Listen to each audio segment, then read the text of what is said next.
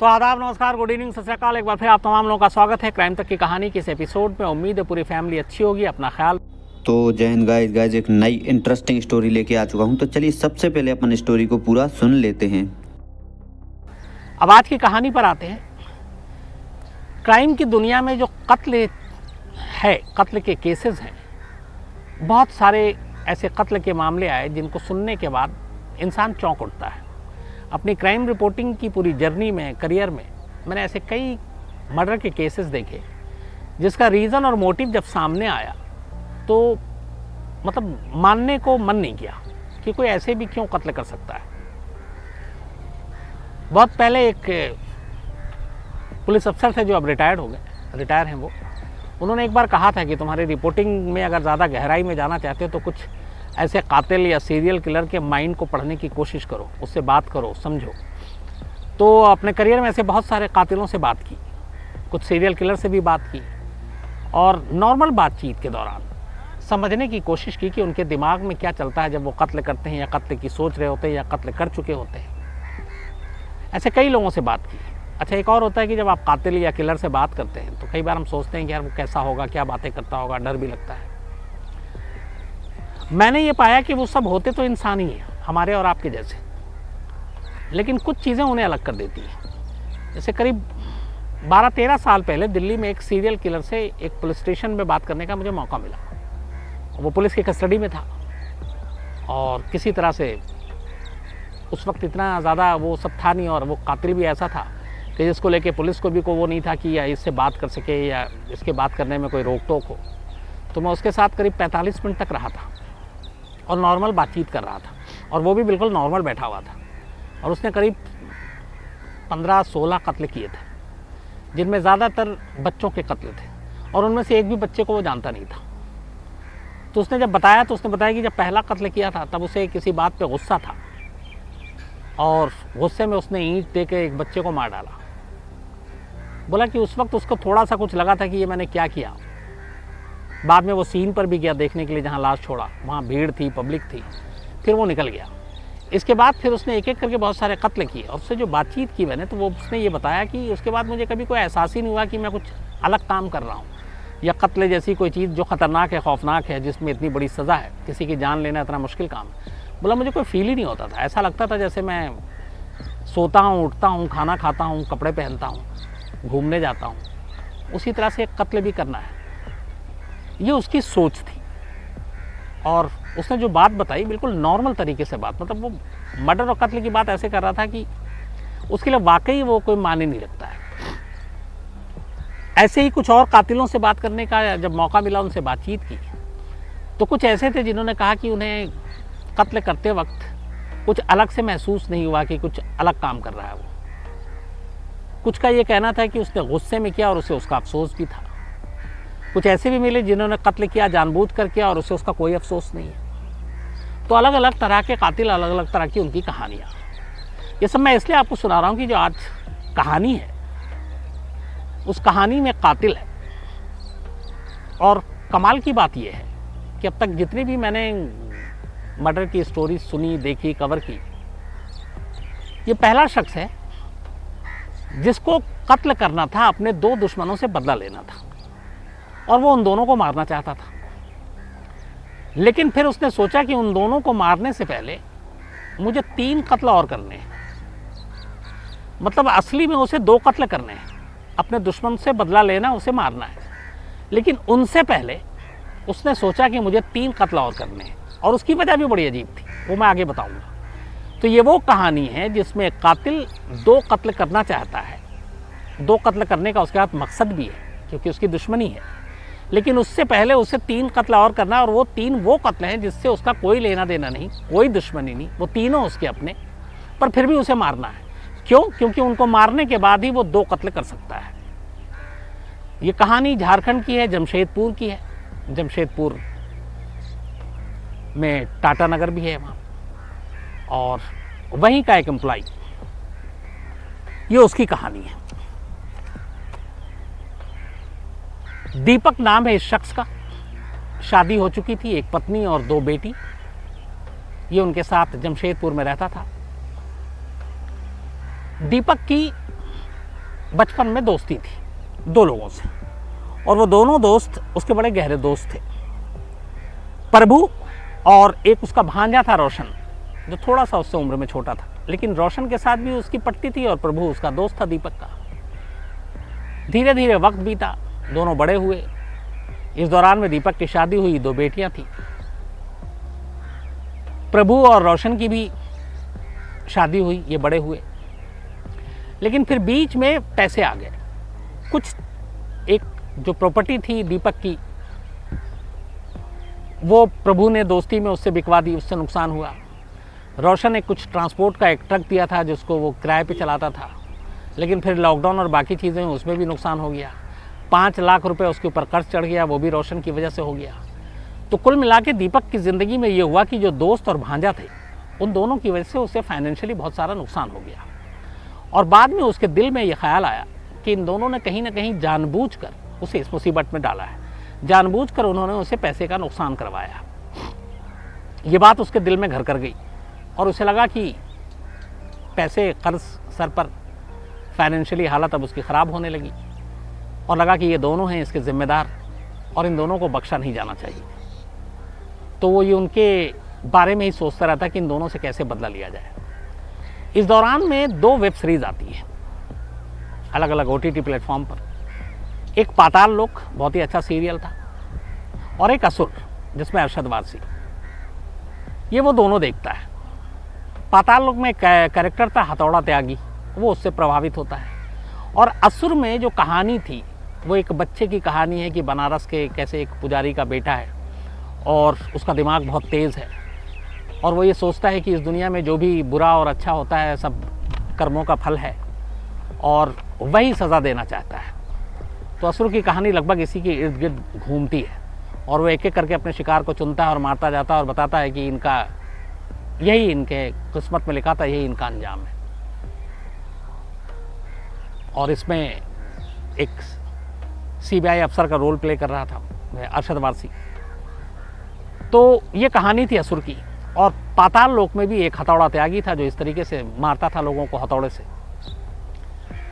तो दीपक ये दोनों सीरीज देखा करता था, और इसी सीरीज को देखने के बाद उसके दिमाग में आइडिया आया। उसने कहा कि वो अपने दोस्त प्रभु और भांजे रोशन से इसी तरह से बदला लेगा और हथौड़े से उनको मारेगा। अब उसने प्लान करना शुरू किया, लेकिन फिर उसे यह आया कि इन दोनों को मारने के बाद वो पकड़ा जाएगा और जेल जाएगा। हो सकता है उसे उम्र कैद हो सकता है उसे फांसी हो, क्योंकि यहाँ ये चीज़ भी ध्यान रखने की बात है कि दीपक कोई पेशेवर अपराधी नहीं था, ना उसका कोई पुराना क्रिमिनल रिकॉर्ड रहा। वो एक आम फैमिली मैन था, उसके घर में बीवी, 2 बच्ची, नौकरी, उसकी ज़िंदगी सही चल रही थी। लेकिन हालात ऐसे हुए कि उसे नुकसान हुआ, और उसे लगा कि ये 2 लोग हैं जो उसकी ज़िंदगी में जो सारी बुराई आई है, या जो सारी परेशानी आई है, इनकी वजह से, और इसलिए इनको मारना है। और भी तरीका हो सकता था, लेकिन खैर। तो उसने इस वेब सीरीज़ को देखा और उसके बाद तय किया कि इन दोनों को मारेंगे। लेकिन तभी दीपक के दिमाग में ये आया कि इस कत्ल के बाद, इन 2 लोगों को मारने के बाद उसे पुलिस पकड़ेगी, जेल भेज देगी। तो उसके पीछे में उसके परिवार का क्या होगा, उसकी बीवी का क्या होगा, उसकी बच्चियों का क्या होगा जो पढ़ाई कर रही हैं अभी, और कमाने वाला कोई और है नहीं, तो घर में पैसों के भी लाले पड़ जाएंगे। और इन्हीं चीज़ों ने उसे एक नई सोच दी। उसने कहा कि अपने 2 दुश्मनों को मारने से पहले क्यों ना अपने परिवार को मार दिया जाए, ताकि मेरे जेल जाने के बाद इन लोगों को कोई तकलीफ ना हो। और यहीं से उसने 2 जो उसे कत्ल करने थे असली, उससे पहले 3 और कत्ल करने का प्लान बनाया। इसी महीने 12 अप्रैल रात को उसने फिर बैठकर पाताल लोक देखा, अपनी बीवी के साथ देखा। फिर पत्नी चली गई सोने के लिए, ये देर रात तक देखता रहा। और सुबह सुबह 8 से 8:30 के बीच में ये उठता है, हथौड़ा लेता है, पत्नी के रूम में जाता है, उसके सर पे हथौड़े से वार करता है, फिर मुंह से तकिया मुंह पे रख कर तकिया से उसको दबाता है और पत्नी को मार डालता है। इसके बाद वो अपनी बेटियों के कमरे में जाता है। बच्चियां अभी नाबालिग थी। जाकर दोनों बेटियों के सर पे भी हथौड़ा मारता है और फिर तकिए से मुंह दबाता है और उन दोनों को बारी बारी से मार डालता है। अब उसने 3 कत्ल कर दिए। 3 कत्ल करने के बाद अब उसकी प्लानिंग ये थी कि एक एक करके अपने दुश्मन को घर बुलाएगा, क्योंकि दोस्ती थी, घर आना जाना था। तो इसके बाद वो प्रभु को फ़ोन करता है और अपने घर बुलाता है और कहता है कि घर आ जाओ। लेकिन प्रभु नहीं बल्कि रोशन को, अपने भांजे को, और रोशन से कहता है घर आ जाओ। रोशन कहता है ठीक है मैं आ रहा हूँ। इसी बीच में दीपक की जो दोनों बेटियों को एक ट्यूशन पढ़ाती थी महिला, वो घर आकर पढ़ाती थी और सुबह ही आती थी करीब 9 बजे। 8:30 के आसपास उसने कत्ल किया। ये तीनों लाश कमरे में है। इतने देर में वो टीचर जो है अपनी स्कूटी पर दीपक के घर पहुंच जाती है। अब जब वो घर आती है तो उस टीचर के कत्ल का कोई प्लान नहीं था, लेकिन अब वो घर के अंदर उसको ना बुलाए, ये उसे डाउट हुआ। फिर उसने कहा कि चलो अंदर बुला लेते हैं। अंदर बुलाने के बाद अब टीचर की नज़र लाश पर पड़ती है। वो चीखती है, वो उसको पकड़ता है, मुंह दबाता है और फिर हथौड़े से टीचर के ऊपर भी हमला कर देता है, टीचर को मार देता है। एक खबर ये भी है कि टीचर को मारने के बाद वो उसके साथ रेप करता है, लेकिन ये अभी इसकी पुष्टि नहीं हुई थी। अब चौथा कत्ल उसने अचानक किया। बीवी और 2 बेटियों का कत्ल करने के बाद अब टीचर का भी कत्ल उसने कर दिया। अब इसके बाद भी वो घर से भागता नहीं है, घर में इंतजार कर रहा है असली उस शख्स को मारने के लिए जिसने उसने अब तक 4 कत्ल कर दिए। रोशन को उसने घर बुलाया। कुछ देर के बाद, करीब दिन में ही 11-12 के आसपास, रोशन दीपक के घर पहुंच जाता है। दीपक हथौड़े के साथ घर में तैयार बैठा हुआ है। लेकिन गड़बड़ ये हो गई कि रोशन अकेला नहीं आया, बल्कि वो अपनी पत्नी को भी लेकर आया और पत्नी के साथ अपने साले को भी ले आया और अपनी बेटी को भी ले आया। तो अब रोशन अकेला नहीं बल्कि कुल 4 लोग दीपक के घर पहुंच गए। अब दीपक को लगा कि उसकी प्लानिंग गड़बड़ हो रही है, क्योंकि रोशन अकेला नहीं आया, अब 4 लोग आए। बट उसने सोचा कि कोई नहीं, इन 4 को ही मार डालेंगे। इसके बाद उसने हथौड़े से अचानक रोशन पर हमला कर दिया। रोशन किसी तरह बचता है। रोशन की बेटी बाहर निकलती है और चीखना शुरू कर देती है। चीख पुकार सुनकर दीपक घबरा जाता है कि अब पड़ोसी आ जाएंगे। इसके बाद वो घर से भाग जाता है। घर से भागने के बाद वो जमशेदपुर से निकलता है, फिर उड़ीसा पहुंचता है, पुरी जाता है और भी 1-2 जगह जाता है। हुलिया बदले रहता है, मिलिट्री के वाले जो खाकी पैंट पहनता है, तिरंगे वाले टी-शर्ट पहन के घूम रहा है, कैब बुक करता है और इधर उधर घूमते घूमते आखिरकार फिर वो रांची आता है, शॉपिंग करता है, अलग अलग नामों से होटल में ठहरता है। जिन जिन कैब को बुक किया उसी कैब के ड्राइवर के नाम पे होटल बुक कराता है, उन्हीं की आईडी देता है और फिर ये धनबाद पहुंचता है। धनबाद में ये HDFC बैंक जाता है। उस बैंक में इसको कुछ पैसे थे जो अपने भाई के अकाउंट में ट्रांसफ़र कराने थे, अपने अकाउंट से। इस दौरान में जमशेदपुर पुलिस ने उसके सारे मोबाइल को सर्विलांस पे लगा दिया, उसके सारे बैंक अकाउंट्स जो थे उसको अलर्ट कर दिया बैंक के थ्रू कि अगर कोई पैसे निकालने या जमा करने आए तो आप फ़ौरन इन्फॉर्म करें।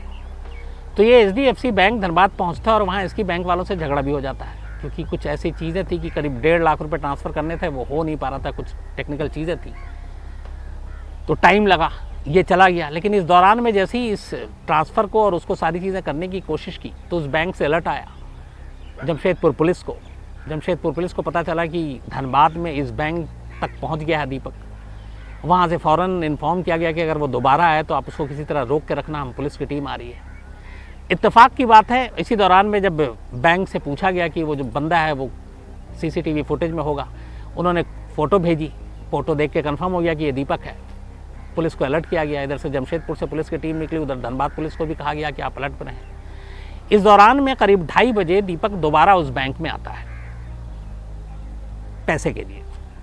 जैसे आता तब बैंक वाले उसे बहाना करते हैं और कहते हैं कि कुछ लंच टाइम में आप थोड़ी देर बैठिए, आपका काम हो जाएगा, और उसको बैंक में बैठा लेते हैं और शटर गिरा देते हैं और पुलिस को इन्फॉर्म कर देते हैं। तब तक धनबाद लोकल पुलिस और जमशेदपुर की पुलिस के बीच में आपस में टाई अप हो गया था। इस दौरान में उसे पुलिस पहुंचती है और बैंक से गिरफ्तार कर लेती है। बैंक से गिरफ्तार करने के बाद फिर उसे जमशेदपुर पुलिस के हवाले किया जाता है। वो उसको वापस लेकर आती है, फिर उससे सारी पूछताछ होती है। उस पूछताछ में फिर पता चलता है कि एक तरह का वो मैनियक किलर था, क्योंकि उसने बताया कि मुझे बदला लेना था प्रभु से और रोशन से, क्योंकि उन्होंने हमारी बहुत सारे पैसे का नुकसान कराया था। लेकिन इनको मारने से पहले अपने परिवार को इसलिए मारा ताकि इनको कोई तकलीफ ना हो मेरे जेल जाने के बाद, और इसलिए ये 3 कत्ल किए और वो टीचर गलती से बीच में आ गई। तो 2 कत्ल करने के चक्कर में उसने सबसे पहले अपने परिवार का ही खात्मा कर दिया। अपने ही हाथ से अपनी बीवी, अपनी बेटी को मार डाला, और जिन 2 लोगों को मारना था उनको मारने में वो नाकाम रहा। वो दोनों बच गए। दीपक को गिरफ्तार करने के बाद उससे पूछताछ करने के बाद अब उसे जेल भेज दिया गया, जुडिशियल कस्टडी में है वो। जो सारे सबूत, हथौड़े, उस पर फिंगरप्रिंट, सारी चीज़ें पुलिस ने बरामद कर ली हैं ताकि कोर्ट में ये केस मजबूत हो सके। लेकिन कुल मिलाकर इस कहानी को अगर देखा जाए तो इंसान कहाँ तक सोचता है और कहाँ तक जाता है, और गुस्सा और बदले की आग में क्या कुछ कर डालता है, ये उसकी एक मिसाल है कि गुस्से और बदले की आग में इस शख्स ने अपने ही पूरे घर को एक तरह से तहस नहस कर दिया, अपने पूरे परिवार को उजाड़ दिया, अपने पूरे परिवार के अपने हाथों से मार डाला। शायद उसे अब इस बात का एहसास हो, लेकिन एहसास होने के बाद भी अब कोई फ़ायदा नहीं है क्योंकि अब बहुत देर हो चुकी है। तो ये थी कहानी।